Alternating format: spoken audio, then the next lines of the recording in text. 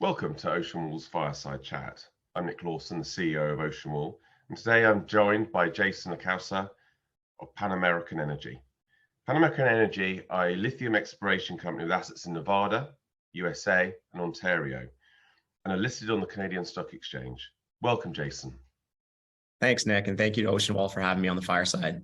Not at all. So Ocean Wall investors are very familiar with the lithium story, as it's something that we followed for a number of years now. So if it's okay with you, what I'd like to do is get straight into your properties. Now, we've followed several companies that have assets in the lithium triangle in South America, but you obviously have properties in North America. Can you tell us briefly about each one, please? Yeah, absolutely. Thanks. And I think what's interesting, I know certainly there's been a lot of focus on the lithium triangle, Chile, Argentina, Bolivia. But what's really interesting now is just the run up and the focus on the American supply chain, and particularly the Canadian supply chain. And so at Pan American, our goal is really focused on expanding the boundaries of the lithium supply chain in North America. And so our flagship asset is the Horizon Lithium Project. It's the largest asset within our portfolio, 17,334 acres. So certainly on a map, fairly significant. And it's located in the premium area for lithium disposition in the Esmeralda County. Now, Esmeralda County is proximal to the town of Tonopah. And there are a few different players that are out in that region that potentially viewers will be familiar with, like American Lithium with their TLC deposit, and American Battery Technology immediately north of our project. That project specifically is a claystone lithium project, which is relatively new to the industry when you look at typical familiarity with, say, brine or hard rock assets. And we can get into more detailing around claystone down the line. In Ontario, we've got what's called an LCT, or lithium cesium tantalum project. So for those familiar with, say, the Tanco operation, it's a hard rock asset that is about 20 pegmatites at surface and has been drilled back in 1999 and 2001. Historical testing and drilling results tested as high as 2.74% at that project. And we're going to be actively drilling here coming up in the spring, summer of 2023. Okay, interesting. Look, Horizon Lithium Project is clay bearing. Is it possible to say a little bit for our viewers who are used to brine extraction about clay bearing, how that differs, but also some of the US government interests in that area as well, please, Jason? Yeah, certainly. And so claystone bearing lithium really is almost as it sounds. It's effectively a clay that has lithium mineralization within the clay itself. And so the processing of that material is done in a variety of different methodologies. In fact, the Department of Energy is supporting a number of different extraction technologies, one being American Battery Technologies, which is immediately adjacent to us on our northern border, and was a recipient of the bipartisan infrastructure law grant of about 115 million. And when you look at the actual mineralization, it effectively is on the basis of volcanic activity in the region and legacy lakes that had settling, billions of years ago. And so some of the different companies that are particularly invested in claystone lithium, and some of the major names that are a few steps ahead of Pan American, are the likes of Lithium Americas, which has just gotten some support from the government of the USA in terms of approvals, particularly from the Nevada Environmental Protection Society. And then also folks like Ioneer's Rhyolite Ridge. And so when you look at each of the different claystone operators that are currently in the space, there's different methodologies of extraction. There's sulfuric acid upstream, hydrochloric, but effectively looking at separating the lithium from the clay. And then downstream of that process, there's subsequent processing that would take place that would be somewhat familiar to direct lithium extraction, which is seen in brine applications. Okay. What obviously plays to your advantage is the US government have talked about the idea of securing the supply chain for lithium. And that plays well to you, obviously. What does that look like in terms of incentives for a company such as yourself? Yeah, so I think I mentioned the Bipartisan Infrastructure Act, but that's a commitment that the government has made at the Department of Energy level. And it's really, to your point, Nick, securing the American supply chain, domesticating supply, manufacturing, extraction, and supporting technologies while creating jobs on the domestic homeland. So that really has been at the forefront. It was a major announcement, and certainly one that from our regional activity side of things has helped to benefit us, because there's existing infrastructure and new infrastructure that's going to be going in at our peers. So why is that important to Pan American? Well, certainly because it gives us a pathway to having potential offtake customers, to having technology being developed in tandem with companies like DuPont, which are global chemical companies that have that robust supply chain, that have the technical expertise and also the feedstock to be able to then service into these different new technologies that are being developed by some of the private companies. So on the Infrastructure Act side of things, there's an investment to the tune of $2.8 billion. When you look at the total investment from the government itself, that's just really step one into the critical mineral supply chain and the battery manufacturing supply chain. On the heels of that investment, the commercial side is also committed to matching investment. And so when you look at the actual total value as of today of the Bipartisan Infrastructure Act, it's over $7 million that's been committed. And so it's a massive incentive, and kind of on the heels of the Department of Energy, we're also seeing individualized support. So for example, Ioneer's Rhyolite Bridge project, which is proximal to our project, not in the exact same area of Esmeralda County, but certainly in Nevada and in another promising lithium area, they've gotten a Department of Energy loan commitment of $700 million. So we're starting to see these massive catalysts, not only from the Department of Energy, but also from the Department of Defense with the Defense Act and some of the other critical mineral strategies that are out there. So what we're observing is overlap in terms of commitment of priority. Priority is developing American supply chain, extracting material from the U.S. homeland, and then developing technologies on the homeland.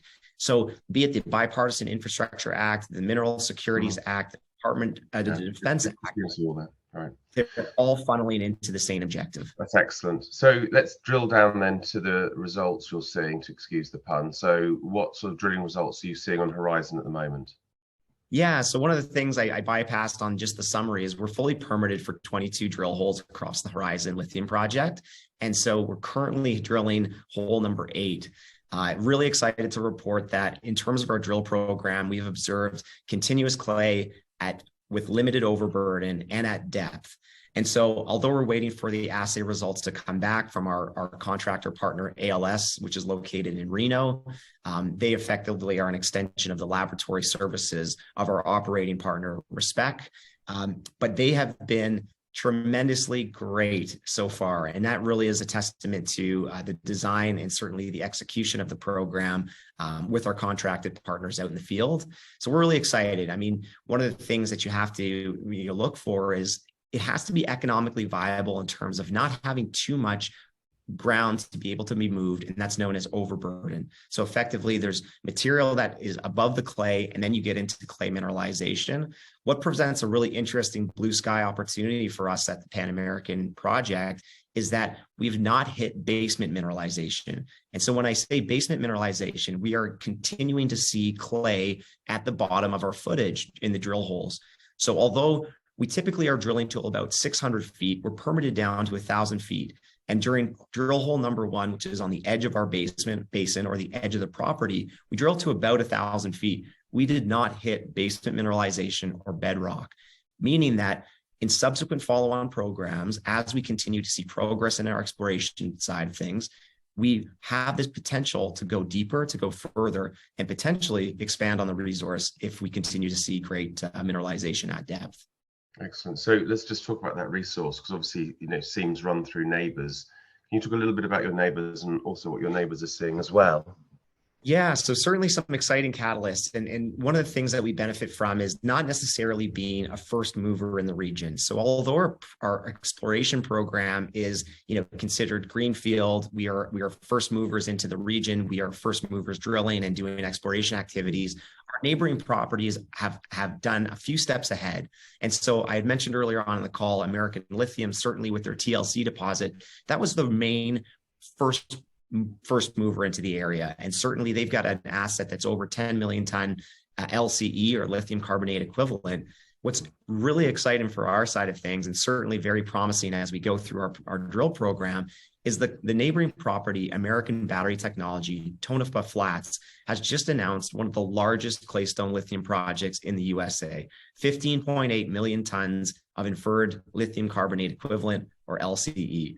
And so certainly when you look at the design of our drill program, we have a very high focus on the northern side of the property, adjacent to some of the best drill results that we observe from our neighbors. And that gives us a lot of confidence in the fact that if we're seeing clay, we've got a great opportunity to potentially put up, if not the same or greater mineral resource. In terms of context and size, just to give you some scale perspective, the Tonopah Flats project immediately adjacent that I just mentioned is about 10,000 acres. The Horizon Lithium project is over 17,334 acres for context. So almost, just shy of two times the size, which certainly gives us a lot of optimism as we go forward. Excellent. And just to give some color, because obviously infrastructure is very important, do you have the relevant infrastructure around, or are you having to work on that? Yeah, great question. So when you look at Nevada, really Nevada is a state in America that is best in class for mining. It's actually best in class globally. I believe the Fraunhofer Institute had rated it #1 for a number of years. And certainly we've observed that same kind of enthusiasm from the Bureau of Land Management, from stakeholders that surround that environment, and just the ability to get work done. For context, the permitting process front to back was, just shy of 30 days. And it's a fairly big program. Now, that's because we were able to maintain a sub 5 acre disturbance position, and that's the utilization of existing drill trails, roads, pathways, so that we aren't disturbing anything that was already there. We're effectively utilizing and working with the land so that we can minimize disturbance, maximize breadth of coverage, and certainly get a program that is designed to give us great reach. Now, in terms of actual infrastructure, in terms of jobs and supporting assets like water, we have access through the town of Tonopah. We've been able to set up a functional core shed and operating base in that area. It's sub 6 kilometers from site. And so the ability to dispatch our human capital, and when I say human capital, our operating and contract partner, Respec, who's helping to drive the program forward.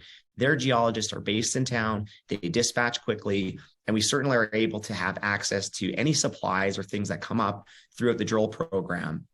So certainly access to resources, tremendous. One of the things that I would argue is a major differentiator versus some of potentially the surrounding properties is the fact that we don't have major infrastructure that's going to impede our development. There's no highways that flow through our property. There are no significant power lines that would need to be moved. We've got a beautiful open plain with very little environmental concern from initial assessments that we've conducted, and certainly very thrilled that we don't need to consider how do we move an interstate, or how do we actually reposition functional hardware that is developed at the government level. That certainly creates a lot of challenges. We have an open field that's ready for development. And that's excellent to hear. And an extension to that question, obviously, is with the communities. How, I imagine you are working with the Indigenous communities. What state are you there, can I ask, Jason? Absolutely. So no conflict in terms of the area. There's absolutely no concerns that we have, and that's been a major benefit. Certainly when you look at some of the more popular areas that are also claystone bearing, like the Clayton Valley, where Albemarle Silver Peak is operating one of the only lithium extraction mine in the US as a brine project. There's concerns around water. There's certainly concerns around First Nations.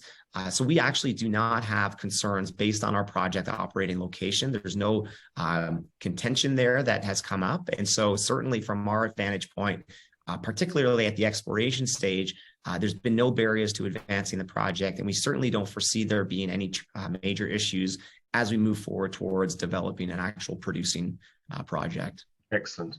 Look, I just want to move on to Ontario, to the Big Mac project. Do you think you could give us a little bit of color there, please? Yeah, absolutely. So context on the Big Mac project. It's aptly named based on its bearing being beside what's known as the Big Whopper project. So certainly we don't have kick out of the geologist that must have or the land staker that must have initially staked the land. But it's an interesting project. Like I mentioned, there's about 20 different pegmatites that are observed at surface, and the Big Mac is actually aptly named for the biggest observation at surface. It's the pegmatite that has been drilled the most, with Emerald Field Resources doing drilling back in 1999, 2001. And as I've mentioned, we've observed through drill curl assay lithium bearing Li2O or lithium oxide as high as about 2.74%. So our plan with the Big Mac was we raised some capital in October of 2022, about 8 million Canadian in a non-brokered private placement, 3 million of which is flow through investment. So there's tax incentives here in Canada for investors, whereby if you deploy exploration dollars into Canadian projects, it's known as flow through investment. So that full $3 million is going directly into the Big Mac project. And we've designed a 5,000 meter program that'll be commenced in about spring, summer, to go and focus in on the area of high priority, which is the Big Mac pegmatite, because of exposure, because of some legacy drilling information. But in tandem with that, we're also going to be looking at uncovering and exploring with advanced geophysical and geological exploration techniques some of the other pegmatites that are on the property itself for subsequent drill programs. So at that project, we have a company that's named Axiom Exploration as our contractor partner, similar to in the US, where we have Respect helping to drive the program, design the program, and execute the program. We've got what we would consider some best-in-class personnel, some driven teams that have a fundamental organization, but also equipment to be able to go and execute modern day exploration techniques and really drive projects forward with best-in-class performance. That project certainly has a compelling upside, and there's a few reasons from a market standpoint. Although the narrative is so heavily focused in and around battery metals, next generation technologies, the fundamentals of glass, acrylics, defense applications, medical applications, those are all somewhat overshadowed in some way, shape, form now with this EV boom and electric vehicle focus.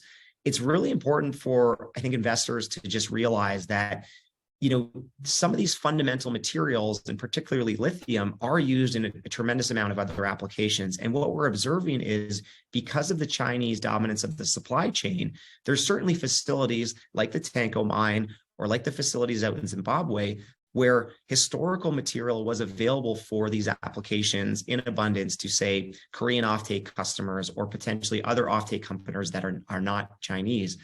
What we're seeing now is this switch whereby market pricing that is being delivered to non-Chinese countries is all of a sudden not competitive. And so there's certainly a pathway for, you know, Pan American to look at, let's go explore this with advanced exploration techniques. Let's find a pathway to market as quickly as possible.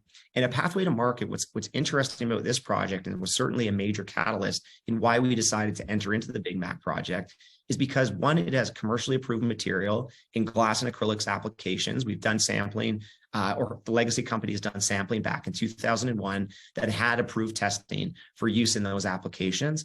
And we've also have what's called a closure plan. A closure plan allows the property to advance through advanced exploration. It allows you to do work on the project without having the same barriers that you potentially might see in having to permit every single process within the exploration program. And to your point, and going back to First Nations engagement, we have the approval from the White Dog First Nation. We are in active dialogue with the community, and we certainly look to utilize services, resources, and anything we can that would complement our ability to go and execute these programs in a way that is supportive of the local community. So that's something that we're certainly proud of, we're excited about. But it's been a very interesting conversation with inbound inquiries from customers going, we cannot access petalite bearing material. We are looking to Pan American and some of our peers. How quickly can you guys advance to a production phase, because we want your product? So certainly when you look at the landscape of which project will potentially go into production first, I believe fundamentally that the Big Mac has that pathway as the quickest pathway to production and the quickest pathway to commercialization. Will we be able to move material outside of Canada and North America? That's a conversation that will certainly have to come, and depends on the overarching, macro economy of where will the Canadian government want to see material? Will they want to keep it domestic, or will they be open to trade and export? Yeah, excellent. Okay. Well, look, I'm going to ask you one last question, and it's a more strategic question. It's around how do you see yourself taking these projects through to development, or do you see the ability to be picked off once you look to start realizing the value? Absolutely. So it's a great question. I think it certainly comes up a lot. Our underlying fundamental philosophy was always to position ourselves as an acquisition and exploration company to get to the point whereby we are able to prove up and define a tremendous resource in both Ontario and Nevada. I would never discount our ability to go and potentially move through to production in a capacity of either a joint venture or certainly in terms of third-party investment. But we aren't coming to the market and saying we are the next development of the largest scale claystone project in North America. We would look to a larger company that has more capital, more experience in development, and would create a pathway whereby our shareholders can benefit on the upside of outsider expertise. And so we certainly are in active dialogue with a number of different companies that potentially could bring value to Pan American and Pan American shareholders. And that's a function of investment, joint venture, or potentially a strategic exit in terms of acquisition. But we are keeping all pathways open, and we'll do what's best for the company and certainly for our shareholders at the end of the day. That's excellent.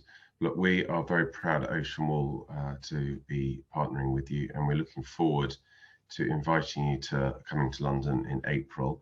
For any potential investors or investors based in the European area, you're more than welcome to contact me directly to arrange to see Jason when he's over.